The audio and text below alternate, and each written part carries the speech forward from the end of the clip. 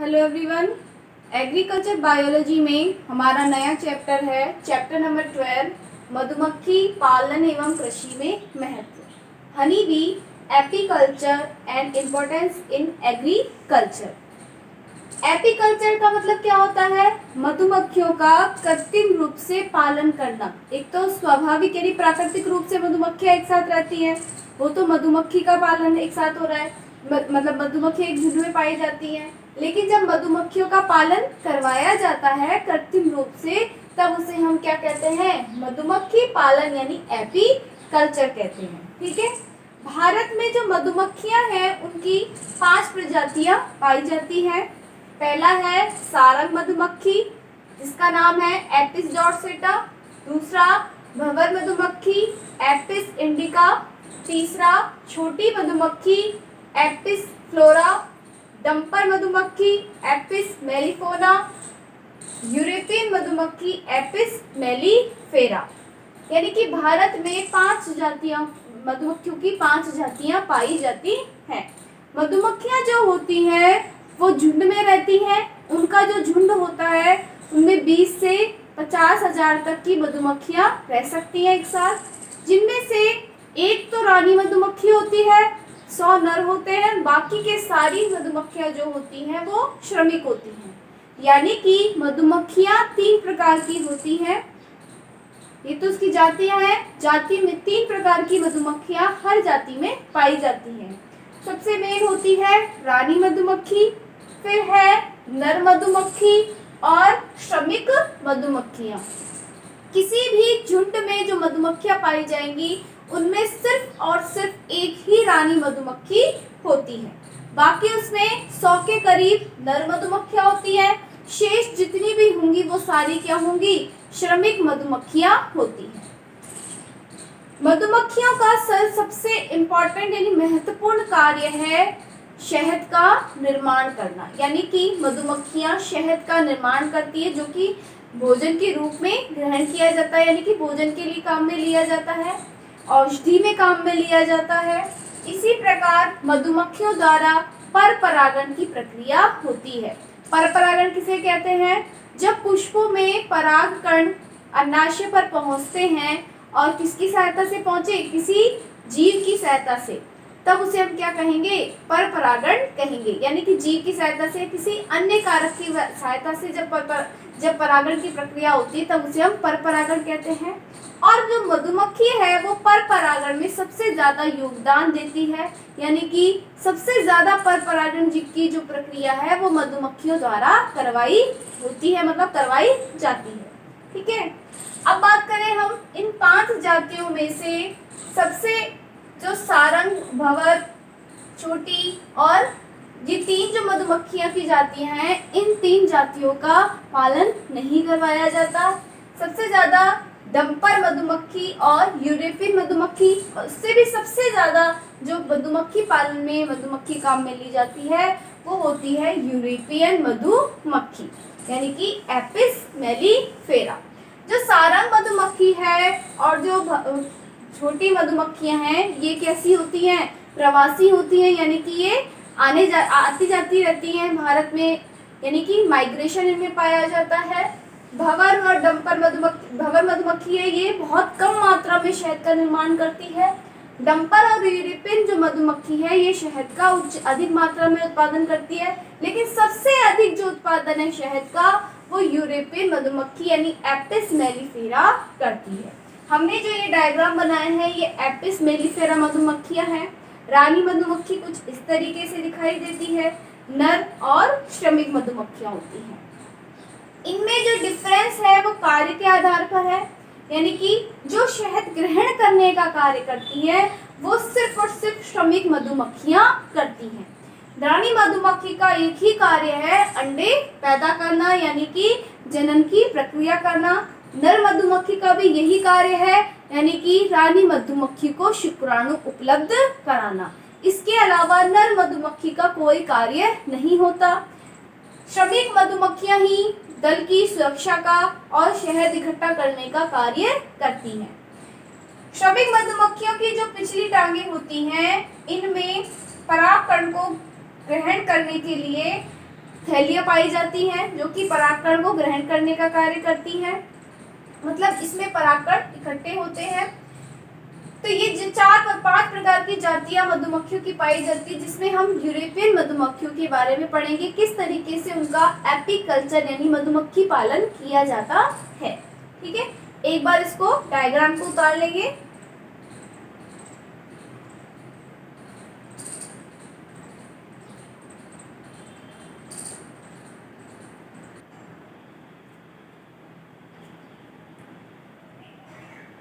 मधुमक्खी सामाजिक एवं लाभदायक कीट है।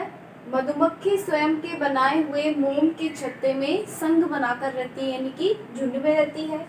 एक छत्ते में इनकी संख्या 20,000 से 50,000 होती है, जिनमें एक रानी, 100 नर और शेष श्रमिक होती है। मधुमक्खी के छत्ते से शहद प्राप्त होता है। मधुमक्खी द्वारा पर परागण सबसे ज्यादा होता है। ठीक है, मधुमक्खी द्वारा पर परागण जो है वो सबसे ज्यादा होता है। अब सबसे पहले हम बात करेंगे रानी मधुमक्खी के बारे में। रानी मधुमक्खी जो होती है वो प्रत्येक छत्ते में सिर्फ एक होती है। रानी मधुमक्खी का जो निर्माण होता है वो निषेचित अंडों से ही होता है। निषेचित अंडों से निकलने वाली वह पहली मधुमक्खी जिसको श्रमिक मधुमक्खियां एक जेली खिलाती हैं, जिसे कहते हैं रॉयल जेली। रॉयल जेली खिलाने से रानी मधुमक्खी का विकास होता है। इसका जो आकार है वो सबसे लंबा होता है श्रमिक और नर की तुलना में। इसके पास मोम ग्रंथियों का अभाव होता है, जो सिर्फ श्रमिक मधुमक्खियों में होती है। रानी जो मधुमक्खी होती है वो 2 से 5 वर्ष तक जीवित रहती है। रानी मधुमक्खी का सिर्फ और सिर्फ अंडे देने का कार्य होता है, यानी कि ये छत्ते में अंडे देने का कार्य करती है। रानी मधुमक्खी अपने जीवन काल में सिर्फ एक बार मैथुन उड़ान भरती है। मैथुन उड़ान से मतलब क्या है? रानी मधुमक्खी उड़ान भरती है ऊपर की तरफ, और उसके पीछे पीछे नर मधुमक्खियां उड़ान भरती हैं। रानी मधुमक्खी की जो गति होती है वो तेज होती है, तो जो नर मधुमक्खियां उस तक पहुंच पाती हैं उनमें से ही रानी मधुमक्खी द्वारा मैथुन की क्रिया होती है। एक बार की मैथुन क्रिया में ये जीवन भर के लिए जितने भी शुक्राणु की इसकी आवश्यकता होती है, शुक्राणु ग्रहण कर लेती है शुक्राणु धानी में, और उसी के द्वारा ये बार बार अंडों का निर्माण करती रहती है। रानी मधुमक्खी के निषेचित अंडों से तो मधुमक्खियों का निर्माण होता है, जिनमें से जिस मधुमक्खी को रॉयल जेली खिलाई जाएगी वो तो क्या बनेगी? आगे जाके रानी मधुमक्खी बनेगी, और जिन्हें रॉयल जेली नहीं खिलाई जाती वो बनती हैं श्रमिक मधुमक्खियां। रानी मधुमक्खी की अनिषेचित अंडों से, यानी कि जो बिना निषेचन वाले अंडे होंगे उनसे नर मधुमक्खी का निर्माण होता है।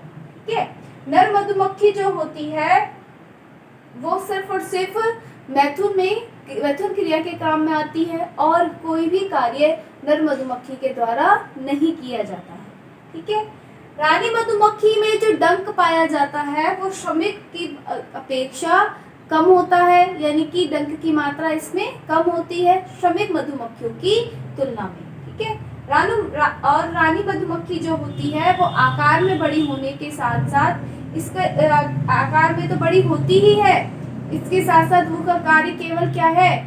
छत्ते के में बने रहना और अंडे उत्पन्न करते रहना। इसके अलावा रानी मधुमक्खी का कोई कार्य नहीं होता।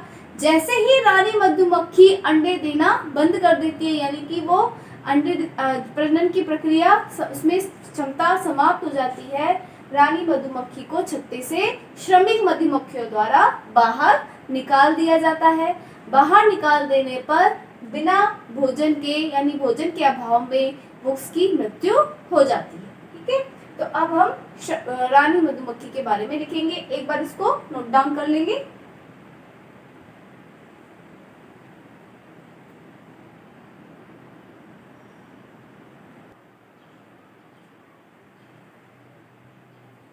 एपीकल्चर, मधुमक्खी का कृत्रिम पालन मधुमक्खी पालन या एपीकल्चर कहलाता है। भंवर व यूरोपियन मधुमक्खी का एपीकल्चर किया जाता है। जैसे कि मैंने आपको बताया था, भंवर और यूरोपियन मधुमक्खियां सबसे अधिक मात्रा में शहद का उत्पादन करती हैं, इसीलिए इनका कृत्रिम पालन किया जाता है। सबसे पहले हम बात करते हैं रानी मधुमक्खी के बारे में। छत्ते की प्रमुख रानी होती है, जो एक विशेष गंध युक्त श्रवण द्वारा छत्ते पर नियंत्रण रखती है। यानी कि रानी मधुमक्खी है, प्रमुख बनाया गया है, तो सारे जो कार्य हैं वो इसी के द्वारा जो बताए जाते हैं वही कार्य किए जाते हैं। ठीक है, ये एक विशेष गंध का श्रवण करती है, जिससे कि श्रमिक मधुमक्खियों को आदेश मिलता रहता है। रानी मधुमक्खी का जन्म निषेचित अंडों से लार्वा अवस्था में श्रमिकों द्वारा रॉयल जेली खिलाने से होता है। इसे विशेष जेली पदार्थ खिलाया जाता है, जिससे रानी मधुमक्खी का निर्माण होता है, जिसे हम क्या कहते हैं, रॉयल जेली। इसका जीवन काल 2 से 5 वर्ष तक का होता है। यह छत्ते में मधुमक्खियों से आकार व लंबाई में बड़ी होती है। इसमें मोम ग्रंथियों का अभाव होता है। मोम ग्रंथियां जो है वो श्रमिक मधुमक्खियों के में होती है, जिससे वो क्या करती हैं, छत्ते का निर्माण करती हैं। रानी मधुमक्खी में मोम ग्रंथियां नहीं पाई जाती। इसके पंख मुखांक कम विकसित होते हैं श्रमिक की तुलना में। श्रमिक के जो डंक और पंख है वो अधिक विकसित होते हैं। इसका जो डंक होता है वो सिर्फ और सिर्फ जो प्रतिद्वंदी रानी मक्खी है उसको मारने में या फिर उससे लड़ने में किया जाता है। ठीक है, एक बार उतार लेंगे इसको।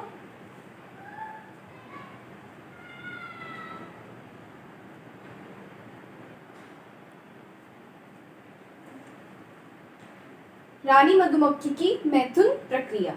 यह अपने जीवन काल में एक बार मैथुनिक उड़ान यानी कि न्यूक्लियर फ्लाइट बहुत अधिक ऊंचाई पर भरती है, जिससे बहुत से नर पीछे छूट जाते हैं। शेष नर आपस में लड़ते हुए रानी का पीछा करते हैं एवं योग्य नर इससे मैथुन की क्रिया कर पाते हैं। मैथुन क्रिया के बाद यह नर के शुक्राणुओं को अपनी शुक्राणुधानी यानी कि स्पर्मेटिका में एकत्रित कर लेती है। मैथुनिक उड़ान के बाद पुनः छत्ते में लौटकर छत्ते में बने नर श्रमिक व रानी कोष्ठों में जीवन भर अंडे देती रहती है। यानी कि छत्ते में 3 कोष्ठक बने हुए होते हैं। नर के लिए अलग होता है, श्रमिक के लिए अलग होता है और रानी मधुमक्खियों के लिए अलग होता है। यह अनिषेचित अंडों को तो किसमें डालेगी, नर वाले कोष्ठ में, श्रमिक वाले कोष्ठ में, और श्रमिक वाले कोष्ठ में निषेचित अंडे होंगे और रानी वाले कोष्ठ में भी निषेचित अंडे होंगे। ठीक है, यह भोजन एवं कार्य के लिए श्रमिक पर निर्भर करती है। जैसे कि हमने बताया, रानी मधुमक्खी का सिर्फ एक ही कार्य है, वो है अंडे देना। कार्य जो भी श्रमिक कार्य जो भी कार्य होते हैं, भोजन इकट्ठा करना या फिर जो भी कार्य होते हैं, वो सब श्रमिक मधुमक्खियां करती हैं। वृद्धावस्था में जब अंडे देना बंद कर देती हैं तो श्रमिक इसे छत्ते से निकाल देती हैं। जैसे ही इसकी जो जनन की प्रक्रिया करने के लिए जो इसमें अंडे निर्माण की प्रक्रिया है वो बंद हो जाती है, वो अंडे देना बंद कर देती है, तो श्रमिक मधुमक्खियों द्वारा इसको छत्ते से बाहर निकाल दिया जाता है। और बाकी की जो रानी पुत्रियां हैं, यानी कि जो उसने अंडे दिए हैं, उन अंडों को वो क्या लार्वा अवस्था में उनको क्या खिलाने लगती हैं, रॉयल जेली खिलाने लगती हैं। रॉयल जेली खिलाने पर जो रानी पुत्री सबसे पहले विकसित हो जाती है, यानी सबसे पहले जन्म लेती है, उसे ही क्या बना दिया जाता है, छत्ते की प्रमुख बना दिया जाता है। और बाकी की जो रानी पुत्रियां हैं जिनको रॉयल जेली खिलाई जा रही थी, उन सबको रानी मधुमक्खी जो है वो नष्ट कर देती है, यानी कि मार देती है। और एक छत्ते में सिर्फ एक ही प्रमुख जो है रानी मधुमक्खी वो शेष रह जाती है। यानी कि श्रमिक द्वारा रानी पुत्रियों को रॉयल जेली खिलाई जाती है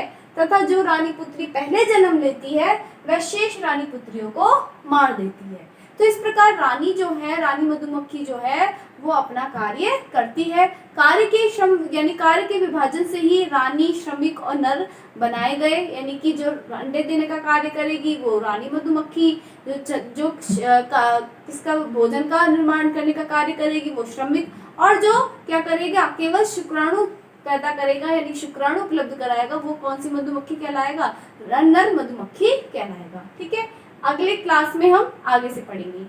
थैंक यू।